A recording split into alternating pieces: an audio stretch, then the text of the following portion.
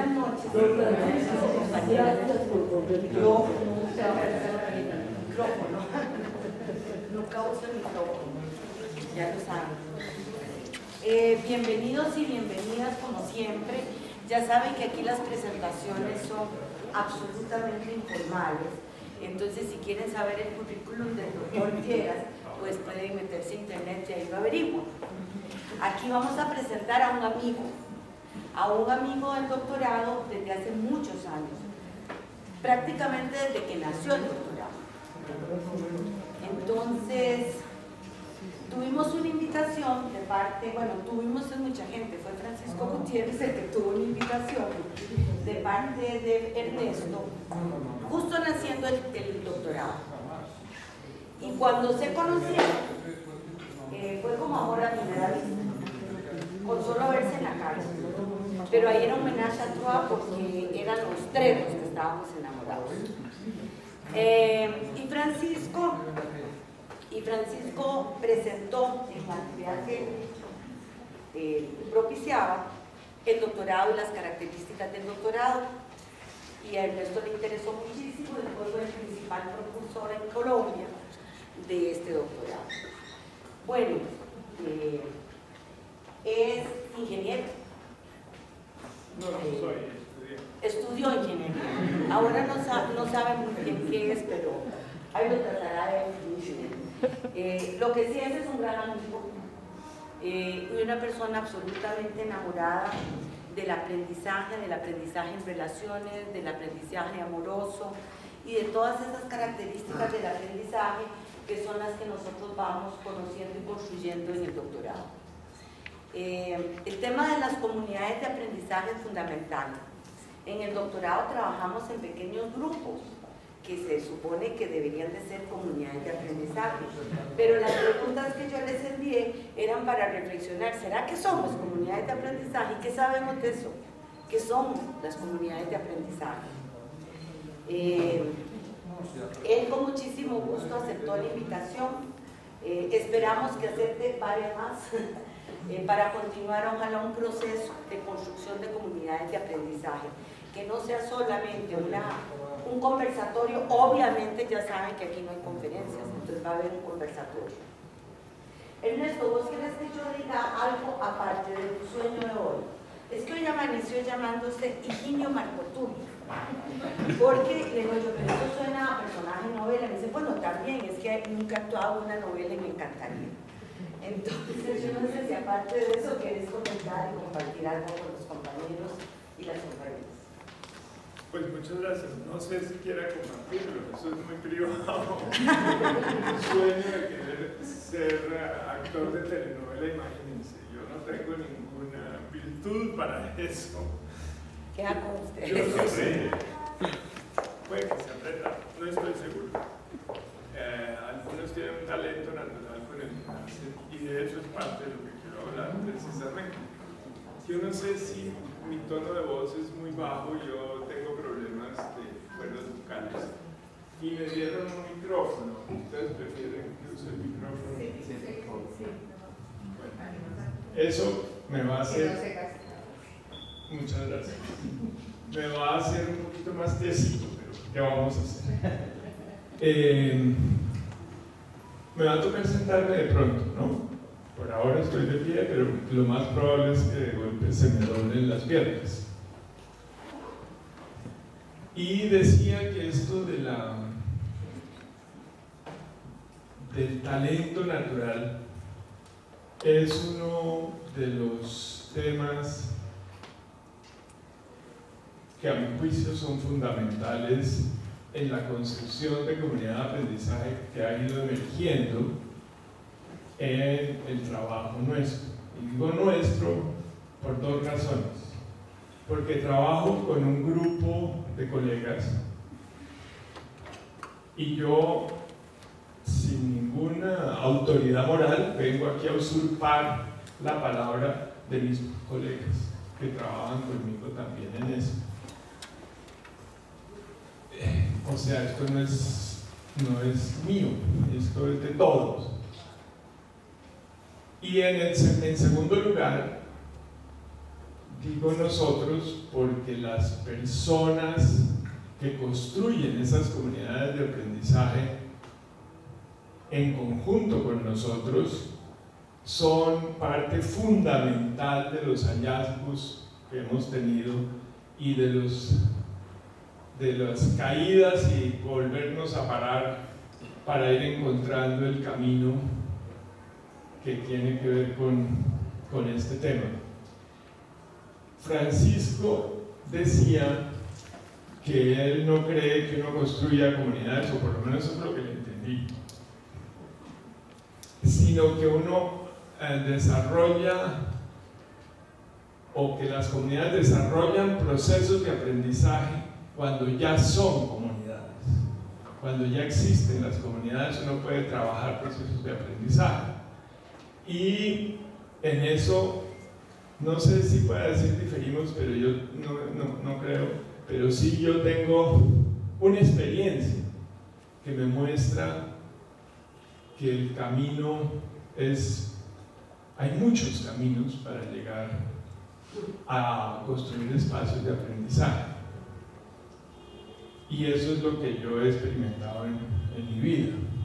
Yo quiero compartir con ustedes no teorías, no abstracciones, sino algunas experiencias. Y si es posible que conversemos en estos espacios tan complicados para conversar. Pero vamos a ensayar más adelante a ver qué pasa. Cada uno coge el micrófono y dice cosas.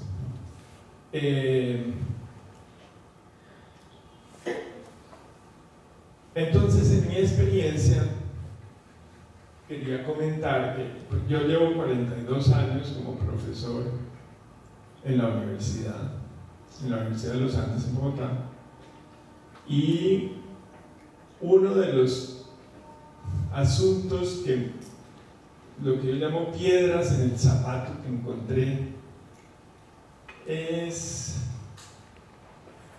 que mis estudiantes, yo veía como que no les gustó, como que no estaban muy interesados en aprender, como que había algunos pilísimos que trabajaban duro, leían, escuchaban, peleaban, comentaban, eran críticos. Había otros más críticos todavía que destruían el saber que trabajábamos nosotros, pero la mayoría iban ahí, como decimos nosotros en Colombia, en coche. Eso a mí me parecía, digamos, que me hería profundamente, porque creo que me hacía respetarlos, porque yo les decía: chino pendejo, ¿por qué no estudia? Pero usted sí es una maleta, que ¿por qué no contesta lo que le pregunto? Cosas de esas. Eso no tiene sentido. Empecé a hacer muy pronto en mi vida como profesor unas encuestas en los cursos, y yo les preguntaba: ¿quiénes adoran lo que están estudiando? Adivinen el porcentaje que lo adoraban. No, más. Entre el 10 y el 20%. Eso varía según. ¿Quiénes odian lo que están estudiando? No, entre el 10 y el 20 también. Entonces, entre el 60 y el 80%, ni fu ni fa. Oye, tú estás sintonizado conmigo. Yo soy paisa. No rola, pero paisa. De todos tus dichos. Sí, es que yo te veo diciendo antes de que yo diga lo que voy a decir. ¿Quieres pararte aquí? No es paisa, es telépata. Eso es una vidente. Es bien. Oye, tú eres una bruja. Muy bien. Lo sospeché desde un principio. Eso también es colombiano. Entonces, Digas en el 60 que mismo. sí, no se me ha ido la paloma todavía. Más adelante va a pasar, pero todavía no. Entonces, yo me empecé a preguntar, ¿qué podemos hacer frente a esto? Esto es un problema serio, no solamente de mi curso, sino de la sociedad. Porque en los 42 años que llevo, siempre encuentro lo mismo. Entonces me dediqué a hacer una cosa por la cual mis colegas en el departamento de Ingeniería de Sistemas de la Universidad de los Andes me odiaron. Y es empezar a hacer talleres para que cada persona encontrara su vocación vital. Eso produjo un pequeño éxodo hacia otras carreras y produjo también en el tiempo, al principio fue terrible, pero en el tiempo ha producido una de las cosas más maravillosas de la Universidad de los Andes, y es que es tremendamente flexible. Uno puede caminar por donde quiera y si se equivoca devolverse y tomar varias cosas al tiempo y hacer una carrera principal y 2 o 3 subsidiarias, cosas de ese estilo, y carreras tan locas como, por decir algo, teología con ingeniería, pero que no es tan loca, ¿no? Porque eso tiene sentido para esa persona.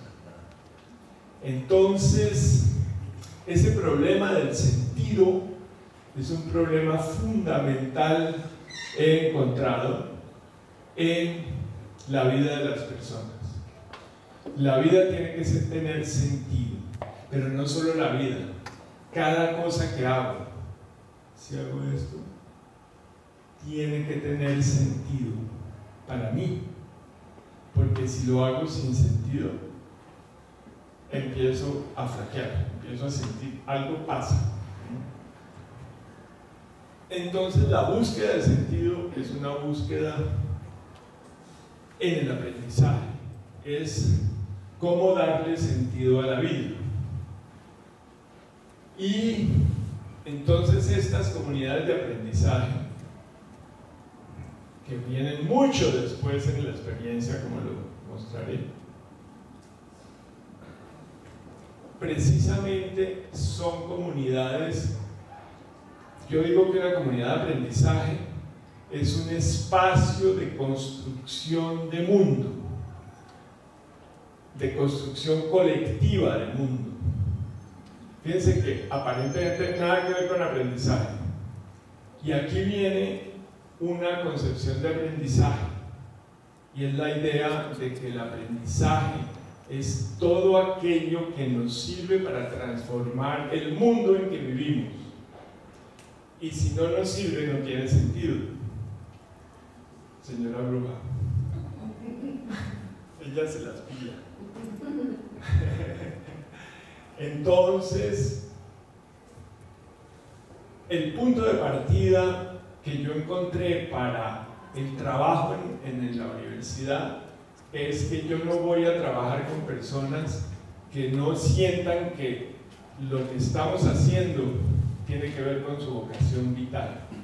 Y la vocación vital la entiende, es difícil de entender. Hay un montón de autores que hablan de eso. Hay autores fascinantes. Yo no sé si ustedes conocen a Ken Robinson, ¿no?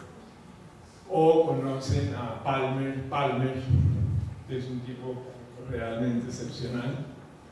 O conocen a Paulo Freire, que es mi papá.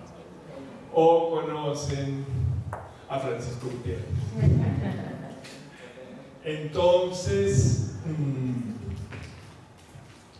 este problema del sentido y de darle sentido a la vida emerge de que yo descubra mis propios talentos y mis propios gustos, que descubra como quien dice, el equipaje con el que vine al mundo. Y el camino del sentido es el camino hacia el origen, es ir hacia esa cosa profunda que uno tiene adentro. Y yo hablo también de... A mí se me ocurrió inventarme una historia. Esto es una historia totalmente inventada y cualquier psicólogo presente me va a tirar un tomate cuando la oiga. Pero yo me inventé que cuando un niño nace, la mamá se enamora de ese niño. El niño también se enamora de la mamá, pero aquí el problema fundamental es la mamá. Y una mujer enamorada tiene dos formas de manifestar su amor, dos alternativas. Tiene muchas, pero como yo estoy inventando, yo puedo manejar mi invento como quiera. Entonces yo solamente voy a hablar de dos. Una forma de manifestar su amor es el reconocimiento del niño como otra persona diferente, como otra persona que tiene ese paquete con el que nació. Vino con su mochila al hombro. Esa mochila trae sus talentos y sus gustos. Y la mamá descubre eso desde la más temprana edad y los apoya. Y le ayuda al niño a que vaya descubriendo la fascinación de mejorar las posibilidades de acción con su talento, de mejorar su creatividad con su talento, de descubrir la dicha que es hacer las cosas bien. Y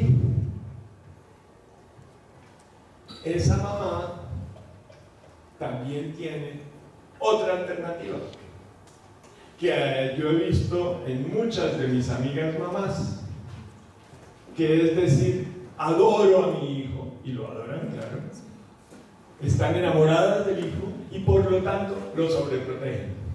Mi hijito no se suba ahí que se va a caer, mi hijito no toque eso, mi hijito camine por aquí, mi hijito, por supuesto, se le olvida quién es, por amor también.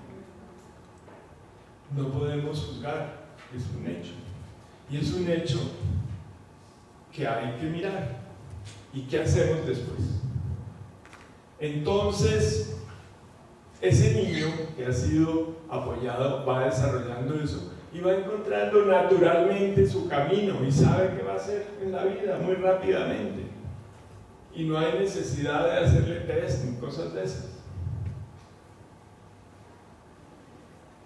Ese es digamos, un punto de partida fundamental para el aprendizaje, a mi juicio. No hay pedagogía que valga si uno no está trabajando con personas que están apasionadas por lo que hacen. Y que está en la pasión, que eso no es un trabajo.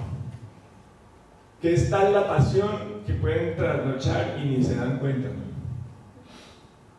Entonces, yo también pongo un ejemplo que me encanta, que también me lo inventé yo porque es la parábola de los talentos del Evangelio, pero yo la trastoqué un poco para que me sirva de metáfora.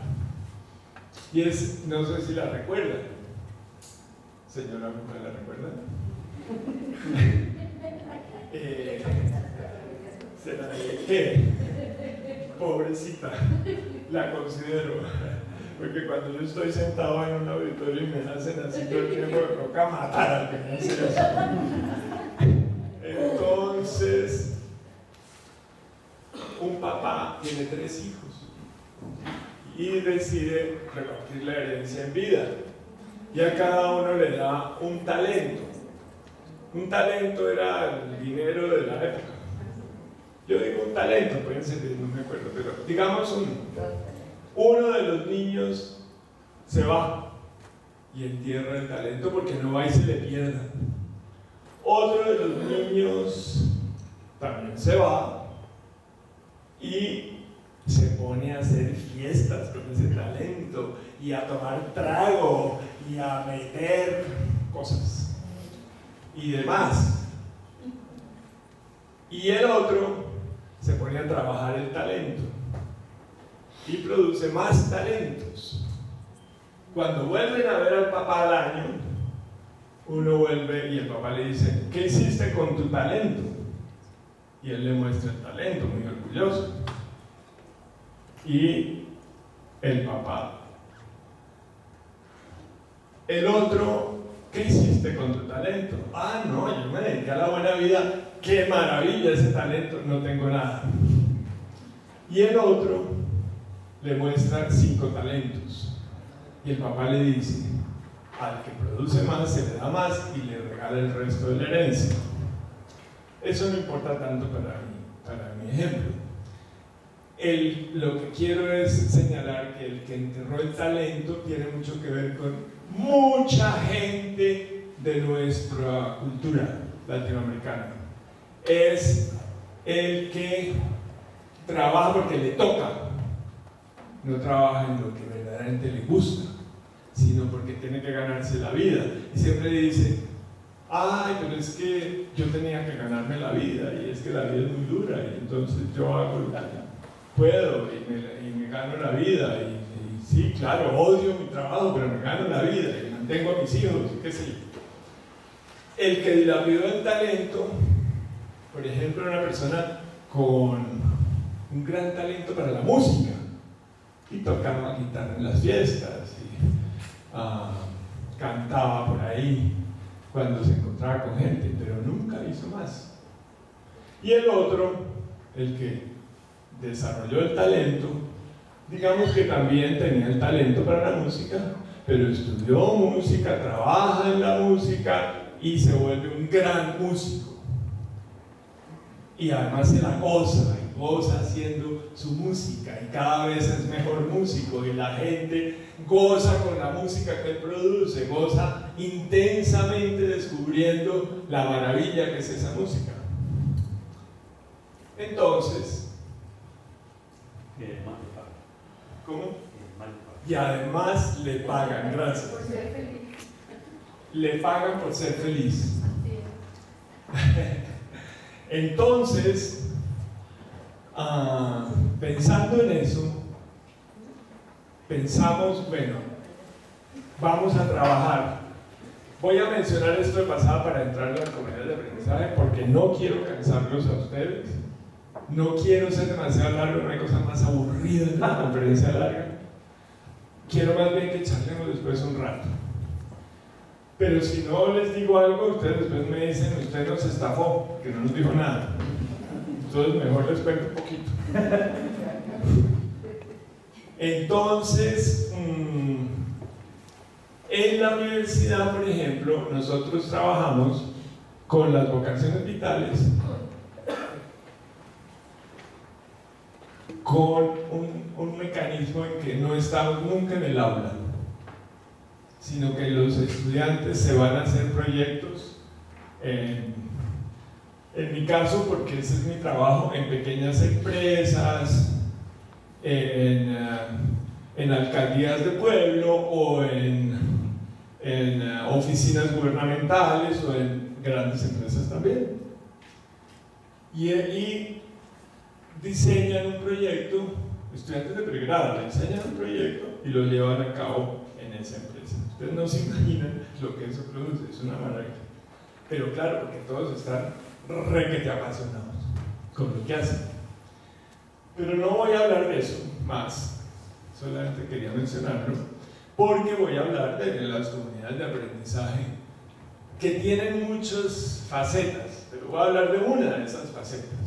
La faceta del trabajo en los barrios, en lo que llaman las comunidades en guerra. En Colombia tenemos una cosa que llaman la guerra, que es terrible, que no se la deseo a nadie,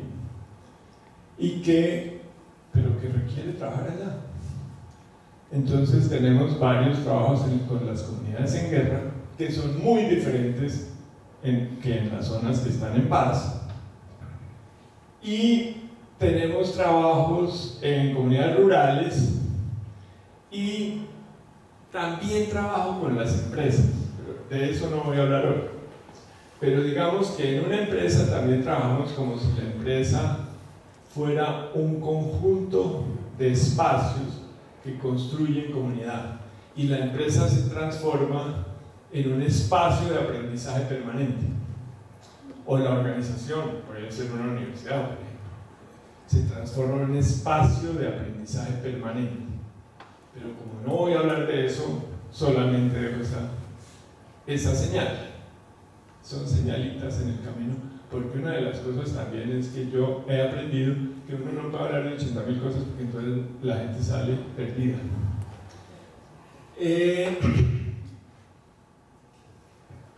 Estas comunidades en barrios, nosotros llegamos como un equipo, invitamos a los vecinos, les decimos: mire, nosotros venimos de la universidad, somos unos nerdos, no sé si aquí saben lo que es un nerdo,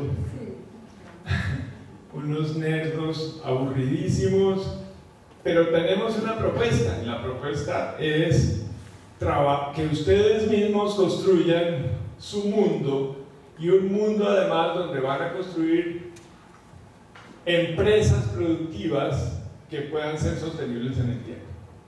Eso a la gente le gusta porque algunos tienen pequeñas empresas, por ejemplo son vendedores ambulantes o cosas de ese estilo, pero lo que nosotros proponemos es: todo lo que usted haga lo podemos transformar en una empresa, en un emprendimiento, y vamos a hacerlo para que ustedes puedan desarrollar sus vocaciones vitales, que las empresas sean los espacios donde su vocación vital se puede desarrollar. Ahora les cuento historias que muestran que es posible. Y entonces vienen, por curiosidad generalmente, por decir algo, 150 personas, y al final de la carreta que echamos, o el rollo, es como dicen aquí, el rollo, aplauden felices, y entonces les decimos: ¿se comprometen a estar en esto? ¡Sí! Al otro día que arrancamos el trabajo, faltan bastantes, y así poco a poco van quedando los que verdaderamente están interesados, y de los 150 quedan entre 20 y 40, pero eso es una cantidad enorme, que de todas maneras es una maravilla. Entonces les decimos: bueno, mis hijitos, vamos a trabajar, y a trabajar duro. Vamos a trabajar en una serie de talleres que ayuden a encontrar su vocación vital, y a partir de eso vamos a construir comunidad. Y en esto es lo que Francisco me ha dicho que difiere, que la comunidad no se puede construir, digamos, a la fuerza. No sé, la experiencia que tengo es que sí, pero es posible que no siempre, yo no sé. No me atrevo a hacer afirmaciones ni negaciones. El hecho es que en mi experiencia a veces funciona, a veces no. Entonces, ¿cuándo funciona es lo que quiero contar? Cuando no funciona también puedo contar, pero voy a contar primero cuando funciona. Empezamos estos talleres de vocaciones vitales donde las personas espontáneamente van diciendo lo que quisieran hacer, y son unas cosas que uno nunca se sospechó. Para dar ejemplos, un señor en un barrio de Bogotá decía: un barrio muy pobre de desplazados de la guerra que habían construido sus casas precariamente y que ya estaban empezando a consolidarse. Esos barrios se consolidan muy rápidamente y después se vuelven casas de 3 pisos sólidas, de placa, concreto, entre piso y piso y cosas así. Pero esto estaba en un periodo intermedio de este barrio, y el señor dijo: yo he soñado siempre con tener un taller de mecánica automotriz, y entonces yo trabajo con otro equipo de profesores de la universidad, algunos son economistas, Ellos decían, pero si la vocación de este barrio es producir obreros de la construcción, no le va a ir bien a este señor. Para hacer la historia corta, le fue muy bien, porque estaba haciendo lo que le gustaba y tenía un montón de clientes. Y hoy en día tiene un taller espectacular. Y resulta que por un lado, mucha gente de afuera llevaba sus carros, pero por otro lado, mucha gente de ese barrio también tenía carros, ¿no? Porque hoy en día mucha gente tiene carros, lo cual es un problema para las ciudades, pero ese es otro tema. Entonces, otro caso. En un colegio de ese mismo barrio, estaba hablando de un solo barrio para no confundirme, unos niños querían ser bailarines. Eran como 10 o 15, no me acuerdo bien.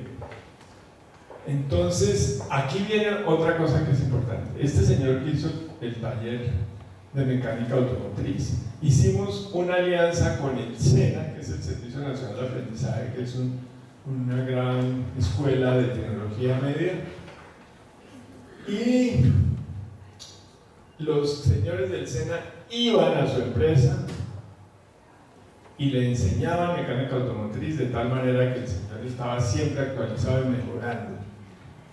La empresa se convirtió en un aula de excelencia. Yo creo que esto es muy importante. Se rompieron los muros de la escuela, se rompieron los muros del SENA. El aula era el sitio de trabajo de la persona. Y esto es una cuestión clave que después hemos desarrollado mucho.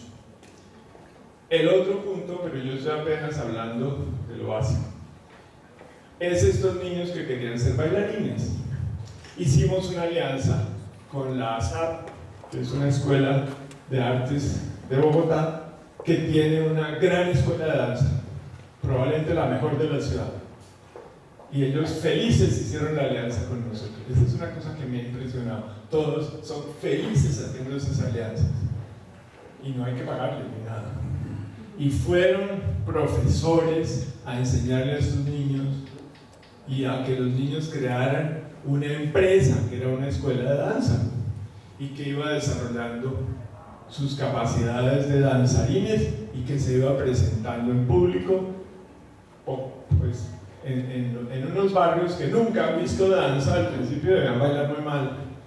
A mí me parecía que eran unos genios, pero la gente que sabe de eso probablemente le parecía atroz, pero de todas maneras iban a ser, y de hecho hoy son grandes bailarines y pueden además sostenerse como bailarines. Yo cuento siempre también la historia de un compañero mío de colegio que quería ser pintor y la mamá le dijo: mijo, puedes hacer lo que quieras, pero tú te vas a morir de hambre. Vamos a hacer una especie de fundación entre todos los miembros de la familia para que te mantengan cuando seas pintor. El niño es uno de los grandes pintores de Colombia y mantiene a toda la familia. Entonces, les recomiendo que lean el libro, uno de los libros de Ken Robinson, que se me olvidó cómo se llama. Ahí se me empezó a ir la paloma, se me olvidó cómo se llama. El elemento, se llama El elemento. Y hay otro que se llama Busca tu elemento. En El elemento él cuenta una historia divina que no me puedo aguantar las ganas de contar. Una niña en el colegio era muy inquieta y la psicóloga del colegio dijo: esta niña tiene síndrome de, no me acuerdo cómo se llama eso, de que no se está quieta ni un minuto. ¿Cómo se llama eso? Hiperactividad. Entonces a esta niña hay que darle unas drogas para que la tranquilice. Entonces la mamá dijo: y llevó a la niña a otro psicólogo. Y esa niña no se estaba quieta en el sofá, ¿no? Y entonces el psicólogo le dijo a la niña: tú te podrías quedar un momentico en la oficina mientras yo voy a conversar con tu mamá. Y prendió el radio. Y en el radio había un cha-cha-cha. Y ellos se salieron y la oficina tenía una ventanita. Se pusieron a mirar. Y la niña en el sofá, así.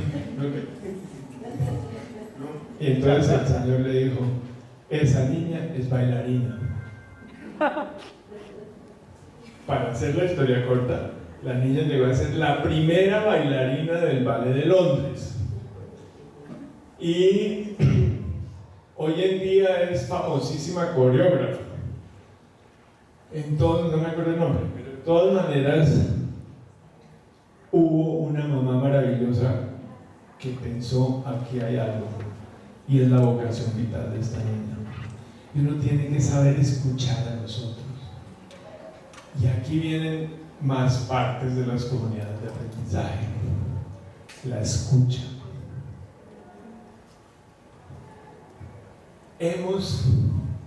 Digamos que para construir mundo juntos, tenemos que construir comunidad. Y para construir comunidad, tenemos que construir una red de relaciones.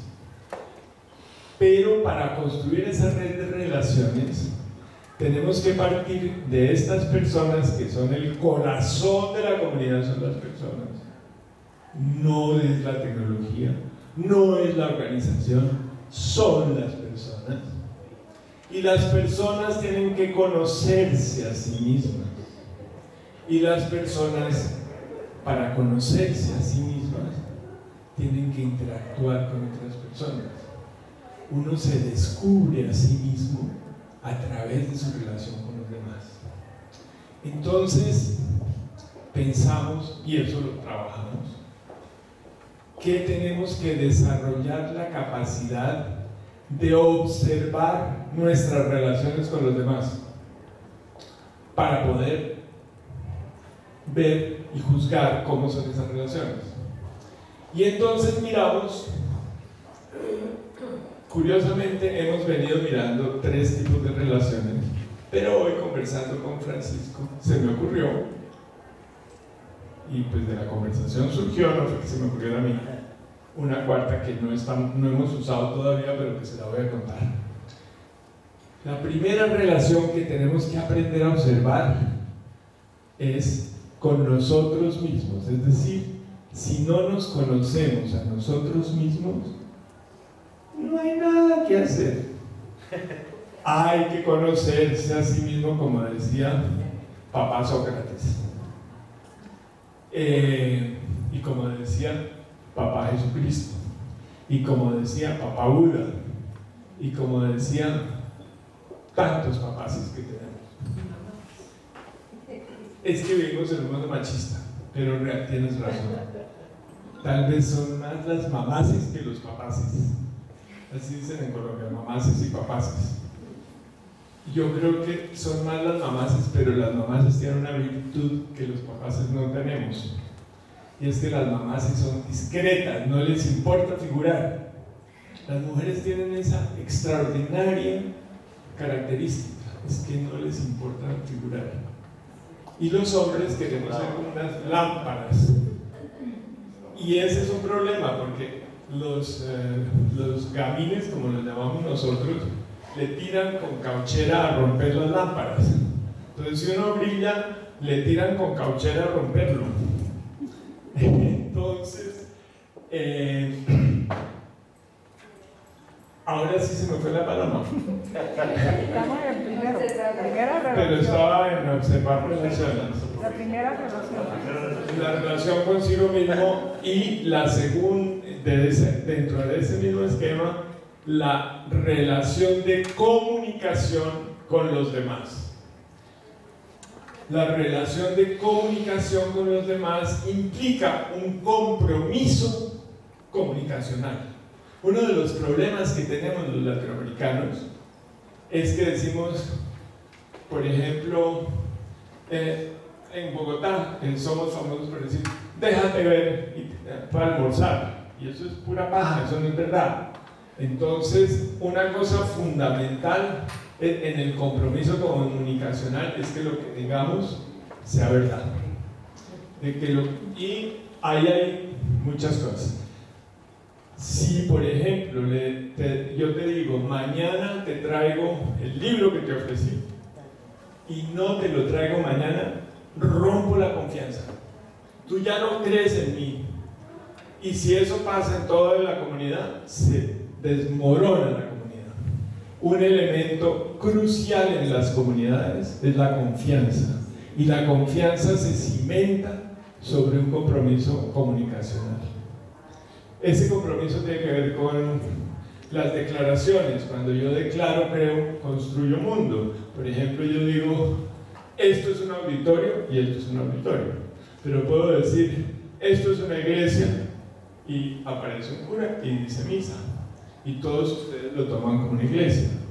O podemos decir, entre todos, o un juez dice, os declaro marido y mujer, y ya no son los mismos, son marido y mujer, solo con unas palabras. Entonces, la construcción de mundo se hace a través de las declaraciones. Yo puedo decir, esa persona es muy competente, ya todos la van a ver como competente si yo tengo la competencia para decirlo, claro. O puedo decir, esa persona es brutísima, y todos la van a ver como brutísima. En la responsabilidad que tenemos con la palabra es una cosa extraordinaria. Entonces, el trabajo que hacemos en este nivel de las comunicaciones, que tienen a su vez dos niveles: las comunicaciones para coordinar acciones, que son todas estas, y las comunicaciones para la comprensión.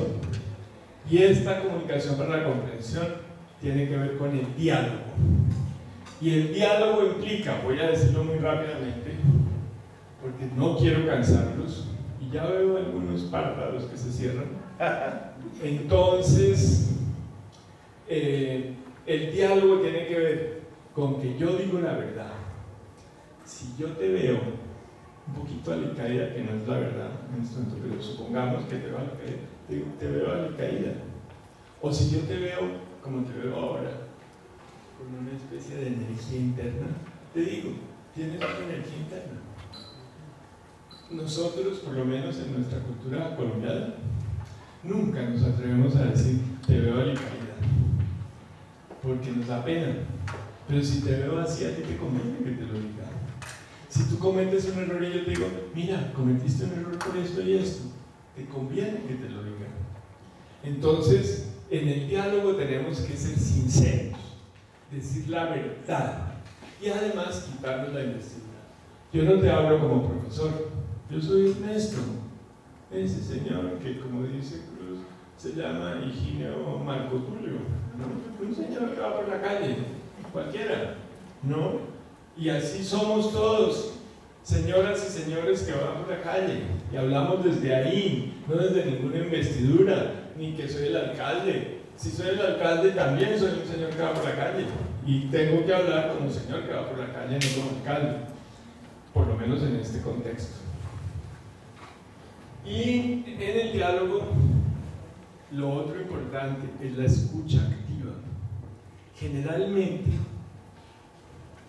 no escuchamos. A mí me impresiona, por ejemplo, cuando yo hablo en estos contextos, es posible que lo que digo es tan pendejo que no valga la pena escucharlo, pero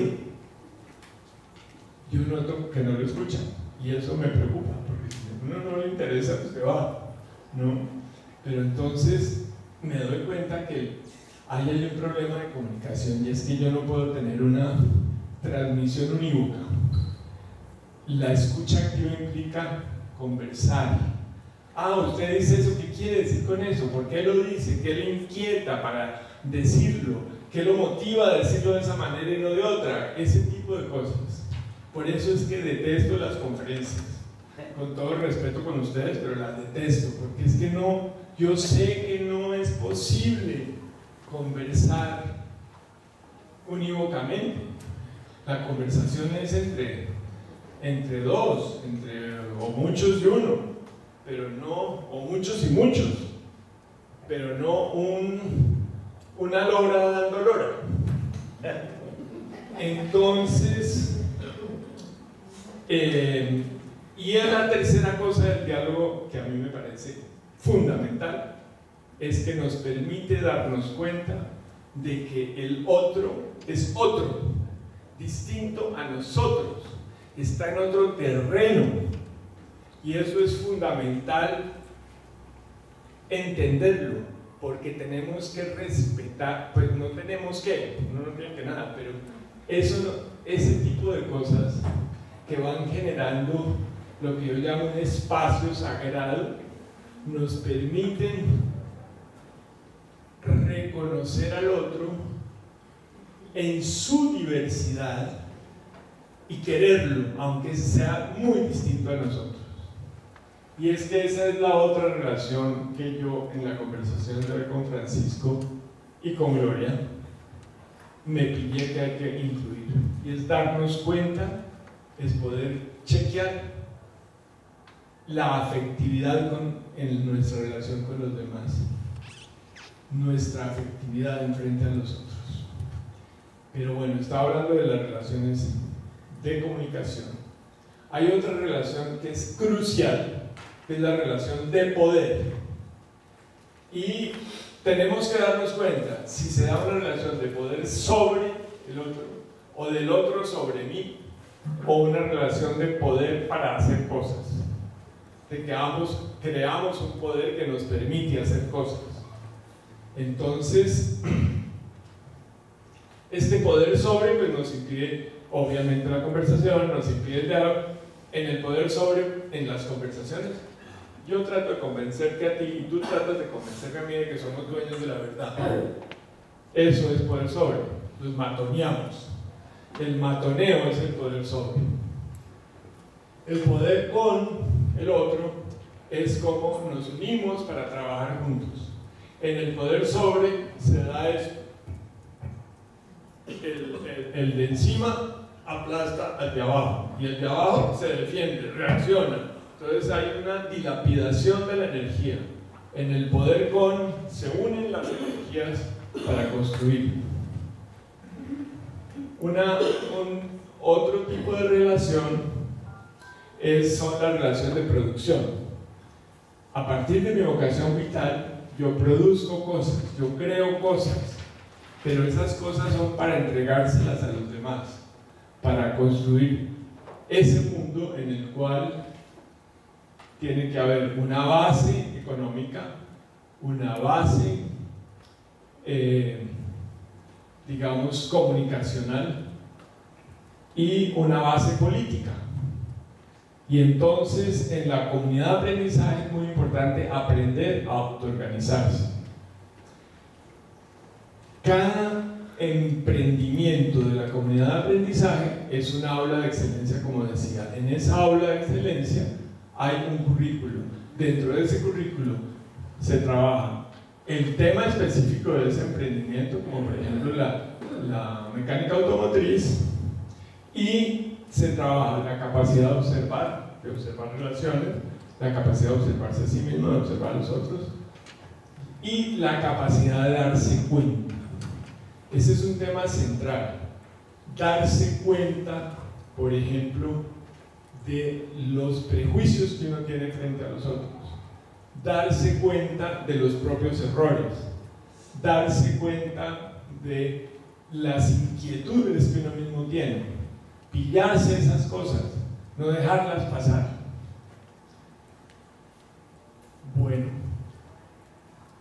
por último, quería decir que todo esto empieza a generar algo mágico, una propiedad emergente, y es que nos sentimos miembros de un espacio sagrado, nos sentimos seres sagrados, llamas de luz que se articulan entre sí para construir un mundo en el cual todos podamos estar, un mundo no hostil a los demás, precisamente porque es un mundo en el cual la diferencia es lo que lo enriquece. Cada uno es diferente y eso hace del mundo más rico. Y lo llamo sagrado porque, como decían los muiscas, ancestros de los picos y de los rolos y también de los paisas y de muchos otros, los muiscas eran una cultura que habitó esta tierra desde Costa Rica hasta el Brasil, y de la cual todavía quedan remanentes en 4 etnias colombianas que yo sepa, no sé si aquí en Costa Rica también, que son los Cogis, los Arhuacos, los Wiwas y los Cancuamos. Y ellos son los guardianes de la llama, de la herencia, de los cuidadores de la tierra. Y estas comunidades de aprendizaje se transforman en comunidades de cuidado, en que las personas se cuidan unas a otras, construyen juntas un mundo donde cada cual es cada vez más el mismo o ella misma. Muchas gracias.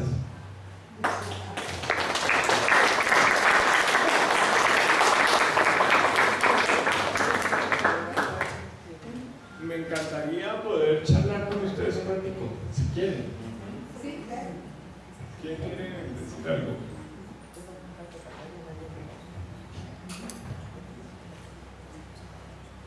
Bueno, hermana Bruja. Buenas noches. Bueno, mi nombre es Fabiola Bernal, soy colombiana, vivo hace muchos años en Costa Rica y soy de la 6ª generación, porque aquí creo que hay muchas generaciones. Pues agradecerle a Ernesto, realmente muy interesante el planteamiento, y tal vez como invitar a una reflexión sobre la propuesta del doctorado de trabajar las tesis colectivas a través de los rizomas. En particular para mi grupo de promoción, eso fue muy interesante. Fue muy interesante porque yo creo que nos acercó como un poco a una comunidad de aprendizaje, donde cada uno desde su interés, desde su expectativa iba trabajando y donde procuramos generar un planteamiento que superara el planteamiento de cada uno de nosotros. Me parece que esa acción en el diseño del doctorado es muy brillante y me parece que aporta mucho a eso y que sería importante, porque a ratos como que todos estamos con la chifladura, es muy importante la chifladura, pero yo creo que no le hemos dado al rizoma y a esa lógica de construcción de conocimiento más importancia. En segundo lugar, yo diría que además de todo lo que has dicho, tal vez hay algo que a mí me gustaría incluir, que es lo del diálogo de saberes. O sea, el planteamiento que desde la educación popular latinoamericana tenemos desde Simón Rodríguez, mucho antes de Pablo Freire. Y mucho antes de Simón Rodríguez también. Y mucho antes, el planteamiento de que en realidad el conocimiento se genera por el intercambio de los diversos saberes y que necesitamos romper esa idea de el positivismo, del saber que sí es científico y el saber que no, irnos acercando como a esos procesos, porque si en una comunidad de aprendizaje no respetamos los saberes de cada uno, de cada persona, las posibilidades de construir algo nuevo son muy poquitas. Entonces, esas dos. Muchas gracias, pero el diálogo es diálogo de saberes. Ajá. Sí, y tanto Simón Rodríguez como Pablo Freire hablaban de diálogo, pero no hacían de saberes porque eso se subentiende, ¿no? Aunque Pablo sí. Sí, yo comparto plenamente con ustedes. Yo tengo 32 años también de trabajar en docencia y he llegado a la conclusión de que sin amor y sin pasión no se hace nada. Esa sinergia tiene que construirse mediante un trabajo en equipo que genere unas vibraciones extremadamente positivas para poder llegar a lograr esos objetivos. Nosotros acabamos de terminar un ensayo que tiene que ver precisamente sobre biopedagogía y llegamos a esas conclusiones. Yo ponía un ejemplo.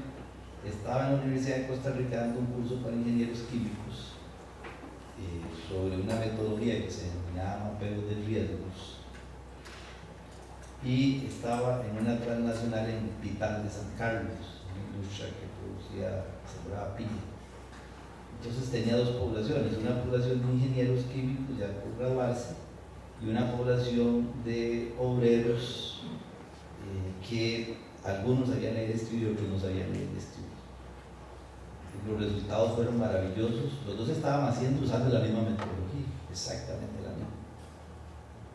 Con los obreros, a través de, primero, de tratarlos como seres humanos, como seres que tienen que aportar más, porque solo el que sabe dónde le china el zapato sabe cómo resolver los problemas. Es decir, ellos no tenían la academia, pero tenían la cotidianidad de la vida del aprendizaje diario, que eso evidentemente le podía ganar a cualquier ingeniero.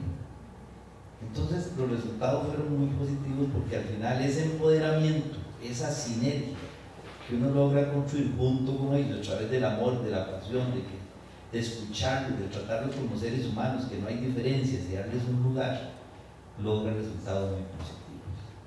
Pero el otro asunto es también cómo lograr que esas comunidades, esa pasión, esa fuerza, esa energía, poderla mantener. Porque al final muchas veces las comunidades también se autodestruyen posteriormente. Y ahí es donde muchas veces uno logra construir tantas cosas, donde ahí donde probablemente la incertidumbre, la complejidad de la vida nos haga muchas veces poder divagar.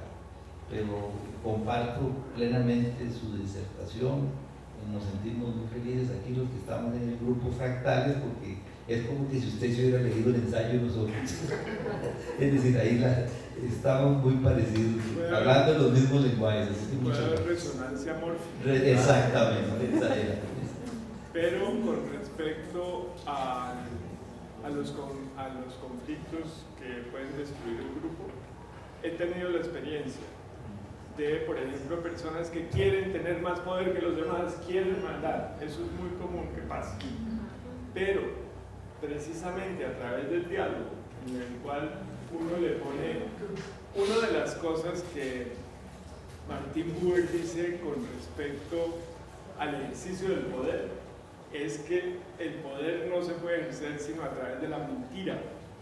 Cuando uno les pone enfrente lo que están haciendo, se derrumban, pero uno no soy yo ni ninguno de mis colegas, son ellos mismos, porque han desarrollado esa capacidad de franqueza y de sinceridad. Entonces hay que crear, y hay otras maneras de hacerlo, que pues no entré en detalles, pero los mecanismos precisamente para permitir que estos conflictos se conviertan en creativos y no en destructivos. Gracias. Muchas gracias, Ernesto, por estar aquí. Es un honor.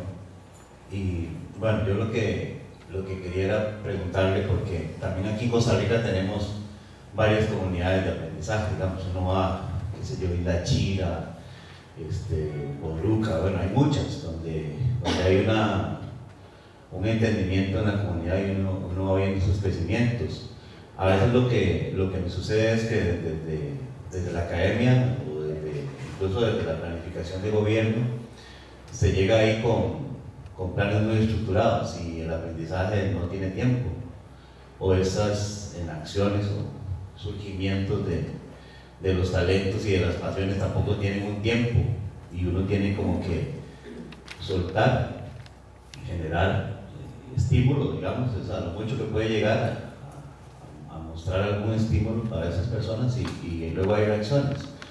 Entonces la pregunta es cómo lo manejan ustedes en relación a los planes mismos de tiempo de las instituciones o del gobierno, porque definitivamente esto no se puede meter en un planificador, porque esa conexión puede surgir en otro momento, 2 años después, entonces pudiera ser que dio un fracaso, no pasó nada ahí, pero en el tiempo surge.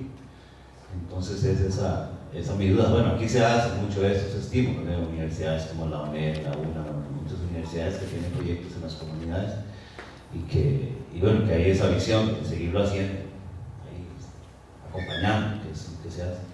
Sí.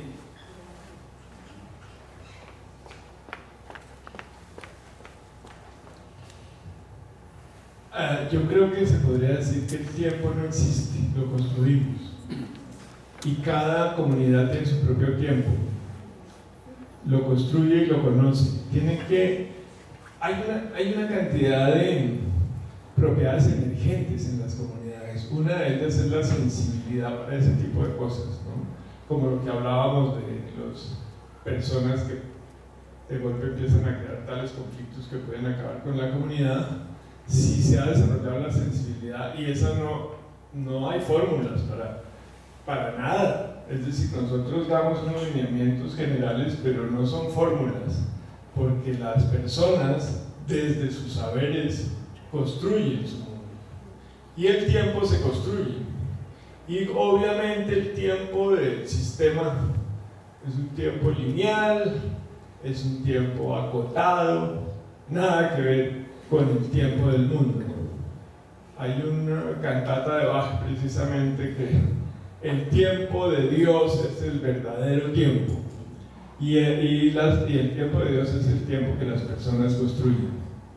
Precisamente curioso que hoy estábamos hablando con Gloria y con Francisco sobre el tiempo y el espacio, y ambas cosas acordamos que las construimos.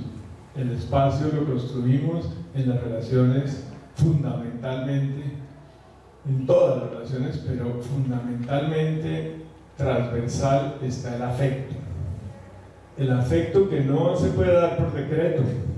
Yo no le puedo decir, esta niña sea afectuosa, que me dice váyase al chorizo.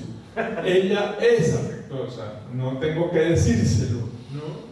Y todos somos afectuosos, pero a veces nos bloqueamos. Entonces, cuando empezamos a observar en nuestras relaciones si estamos bloqueando el afecto o no, empezamos a construir un espacio que se podría considerar el espacio real, que es el espacio de los afectos, y el tiempo trasciende los tiempos lineales y acotados de las instituciones, y por lo tanto hay que sí darse cuenta cuando se cruzó el umbral en que no hay reversa, y la dinámica misma de la organización la mantiene, pienso yo, y es lo que hemos visto, ¿no? También hemos visto que muchas se desbaratan, claro, por esos conflictos y porque digamos que el paternalismo del Estado es lo peor que puede haber, y nuestros estados son paternalistas. Aquí lo que estamos buscando precisamente es que la gente se haga cargo de su propia vida y las comunidades se hagan cargo de la comunidad misma, no esperen del Estado nada.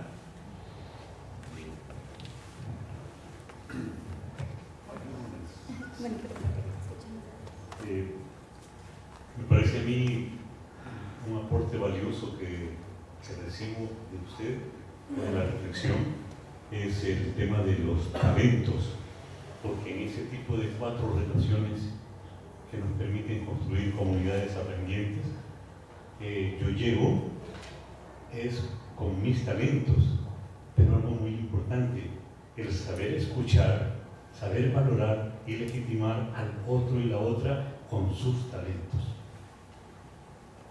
Muchas gracias.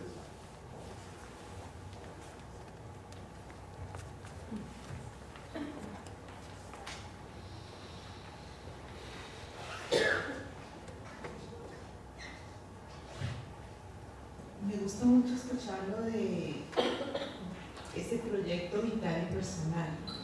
A la vez pienso que en la sociedad mucho de nuestro conversar tiene que ver con defender lo que soy.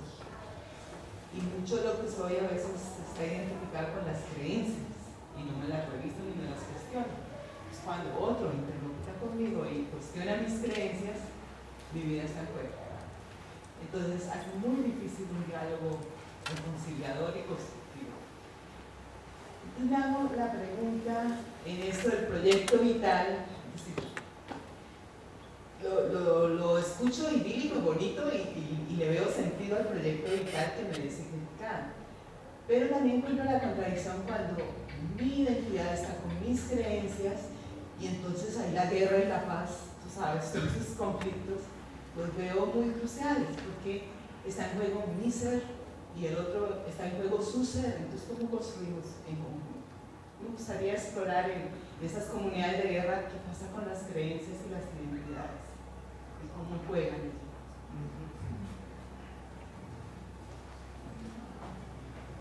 Vaya pregunta difícil, pero creo que por lo menos tengo algunas ideas al respecto. Yo no creo que tenga una respuesta, ¿no? Pero me parece que cuando uno está basando su identidad en las creencias sobre sí mismo, es absolutamente crucial que se desbaraten esas creencias, pero no que se las desbaraten otros, sino que uno mismo las desconstruya a partir de su relación con los otros, porque se está dando cuenta de que no son, si lo cuestionan, es que no son adecuadas para su sobrevivencia. Fueran adecuadas en un momento dado, y uno se va a dar cuenta que llegó el momento en que entraron en crisis. Y uno entra en crisis, claro, pero las crisis son una maravilla.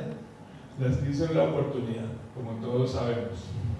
Lo que pasa es que aquí, a veces una crisis lo puede desbaratar a uno, y lo digo por experiencia propia, pero aparecen precisamente la gente que lo quiere a uno, aparecen los afectos, y aparece esa reconstrucción de mi propio mundo a partir de los afectos.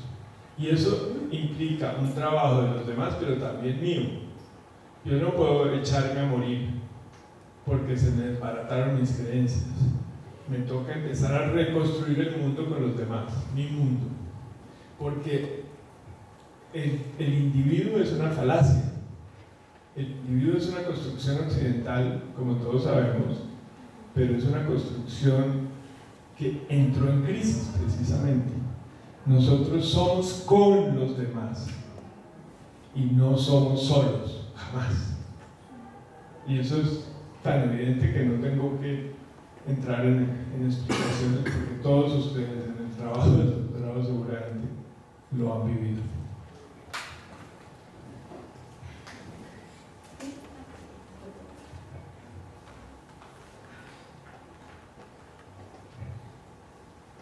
De nuevo, agradecer la oportunidad que nos da de pensarnos en medio de esta propuesta de comunidades de aprendizaje, que desde hace mucho tiempo ha sido uno de mis temas favoritos.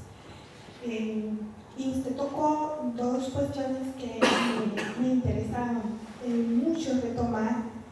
Y es con lo que inician estos talleres, con los sueños de la gente.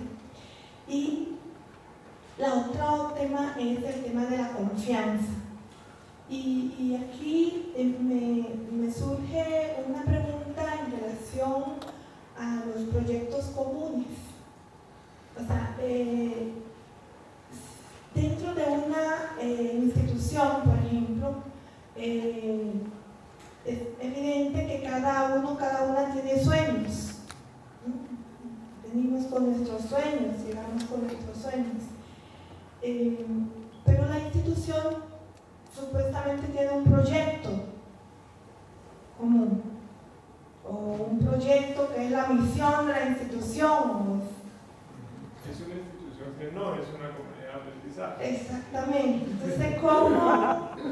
Pero ahí está el tema también de la confianza que tenemos que tener en ese proyecto, que muchas veces no es nuestro sueño, pero que no nos hace mal, o sea, nos sentimos bien. O sea, pero ¿cómo realmente construir comunidades de aprendizaje cuando cada uno tiene su sueño?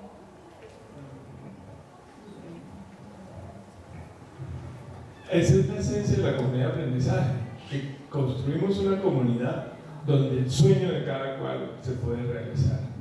Y cuando estamos en una institución que tiene su propio sueño, digámoslo así, artificial, pues chocamos todos con ese sueño, porque para mí el problema de las instituciones en que vivimos actualmente es que el centro no es el ser humano, sino la institucionalidad misma o la ganancia, si es una empresa comercial o lo que sea, pero no es el ser humano. Cuando es el ser humano, el objetivo de la comunidad, el objetivo de la organización es construir un espacio de crecimiento para todos y a la vez lograr unos objetivos probablemente que no son la ganancia, sino una mejor vida.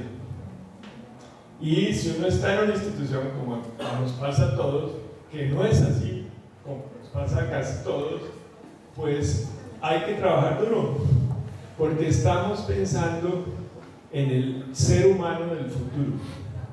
No podemos olvidar que tenemos que salvar la tierra, y la tierra está en peligro, y la construcción de comunidades que propenden por la humanización de los seres humanos sería la que nos permitiría llegar a salvar la tierra, a mi juicio.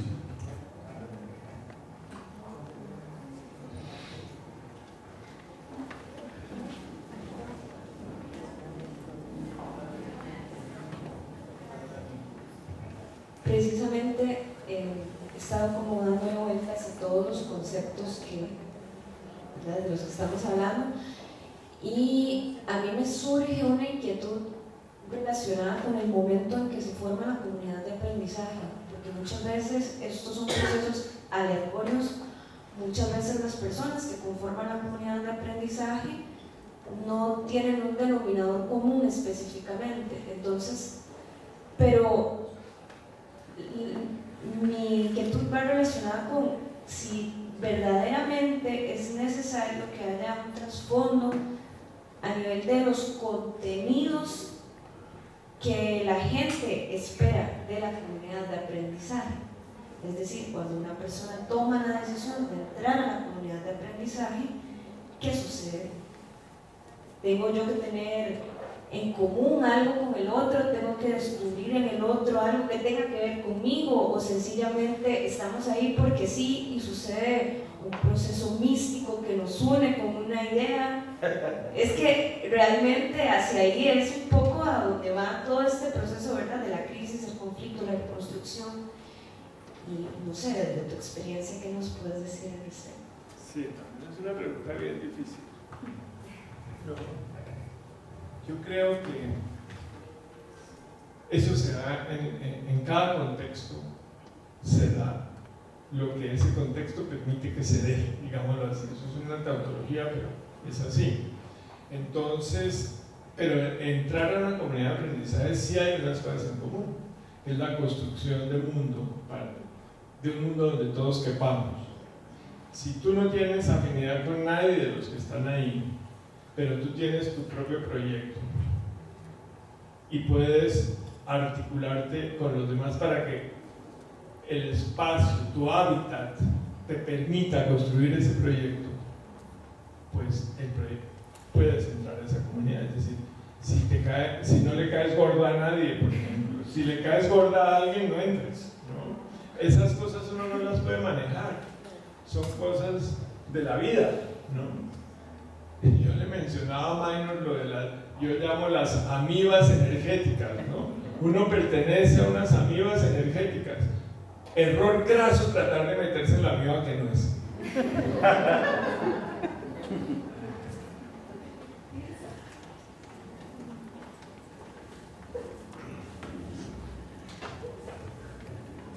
A mí me parece muy interesante digamos, cuando usted planteaba lo de la introspección. Yo creo que eso es mucho que todos como seres humanos debemos hacerlo dentro de cualquier comunidad aprendiente. Nazar Emoto nos enseñó lo que son los cristales o los secretos del agua, nos enseñó esa luz. Y nosotros, como en el caso mío como pintor, creamos obras que luego pertenecen a una comunidad y tienen su propio brillo. Y cuando la gente empieza a ver esas necesidades de observar, de ver y de ver ese brillo, cualquier forma alineada se integra a la comunidad. Eso es lo que yo pienso. Muchas gracias. No me atrevo a comentar, porque lo dijiste todo. Bueno, creo que no hay más. Sí, por allá y acá.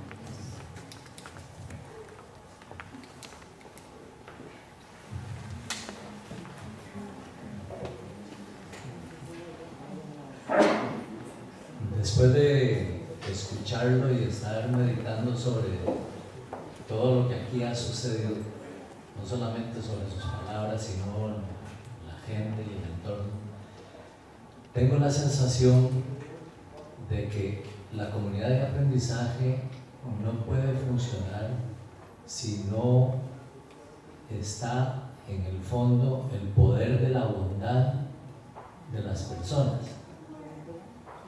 Y me parece, cuando digo esto, que en algo coincido con lo que usted hablaba del afecto. Si no hay afecto entre las personas, pero yo lo pongo en mis términos, si el poder de la bondad no está como núcleo central de lo que se hace, incluso yo sé que los grupos de doctorado trabajan, bueno, que las personas en el doctorado trabajan o pretenden trabajar en equipos, en grupos o lo que sea. Si ahí en el fondo no hay ese poder de la bondad ejercido por cada individuo o individua que forma parte del grupo, es muy probable que eso no llegue a feliz término. Eso sí me toca comentar. Porque precisamente, estoy de acuerdo completamente, pero el poder de la bondad, digamos, los seres humanos somos eminentemente seres de cuidado. Ustedes han visto la fábula de Higinio. Y el poder de la bondad emerge cuando estamos felices con nosotros mismos, es decir, cuando estamos desarrollando nuestra vocación vital. En ese momento ni nos da envidia el otro porque estamos felices con lo que hacemos, ni queremos hacerle por lo tanto zancadilla. Somos tremendamente generosos porque estamos felices con nosotros mismos, y ahí va floreciendo el poder de la bondad.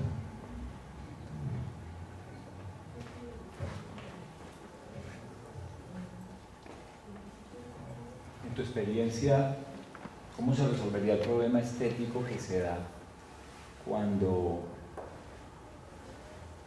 en las comunidades de aprendizaje buscamos que la gente sea feliz haciendo lo que quiere hacer y busque la felicidad a través de lo que siempre ha soñado hacer? Y cuando las oportunidades que tiene una gran cantidad de la población no es sino hacer lo que tiene que hacer y enamorarse de lo que tiene que hacer. ¿Cómo trascender el paradigma que ya se está volviendo un paradigma de bar? De decirle a la gente y a los muchachos sobre todo, hagan lo que los haga felices. Y los muchachos inmediatamente le contestan a uno, yo también soy profesor, pues yo me quiero ir a Milán a estudiar fotografía y reconstrucción de cuadros antiguos, pues porque las italianas son guapas. ¿Cómo resolver el problema estético de que una gran cantidad de la población, un porcentaje inmenso que no está aquí, que no está representado aquí en este auditorio, le toca vivir la vida haciendo lo que le tocó hacer? ¿Cómo hacer para que en la comunidad de aprendizaje la gente se enamore de aquello que le tocó hacer? ¿Cómo resolver ese problema estético?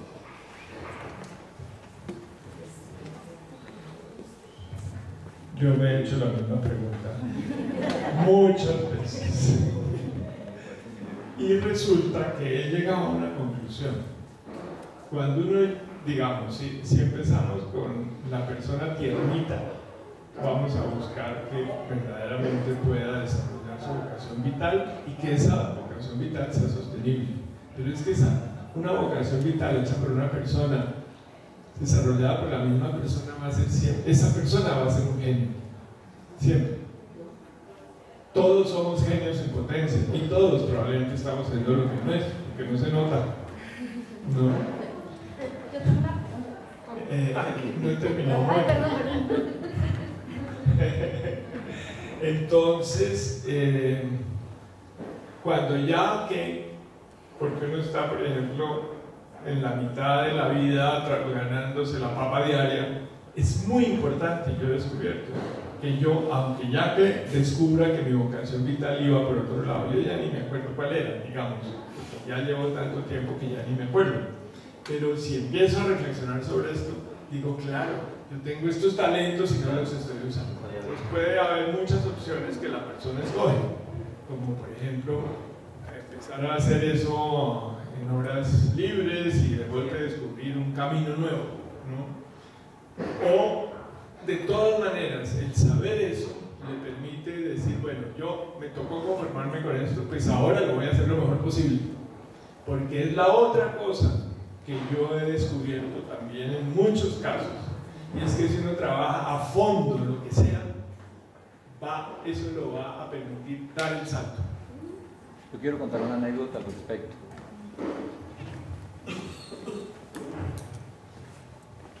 Yo descubrí eso cuando estaba como soldadito en el ejército en la cordillera oriental en Colombia, y estábamos persiguiendo una columna del M-19.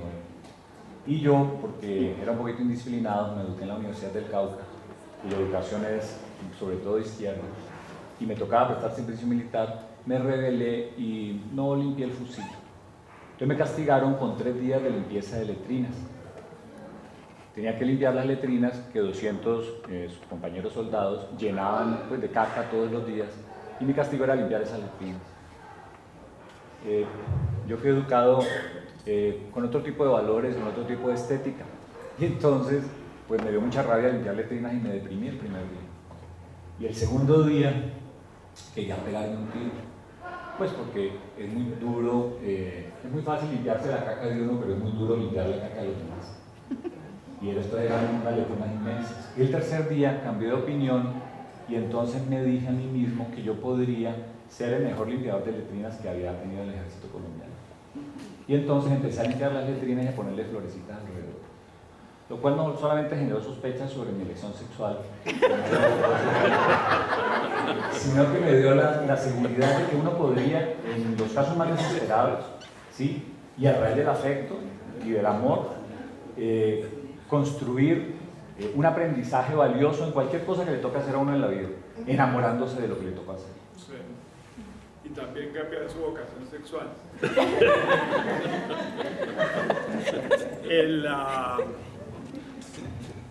Los Zen tienen un trabajo que, si mal no recuerdo, se llama Mondo, y es que uno tiene que hacer trabajos que no son de uno, pero uno descubre que a través de ese trabajo, si lo hace bien, y ellos lo hacen maravillosamente bien, camina hacia sí mismo, pero eso requiere una cierta disciplina.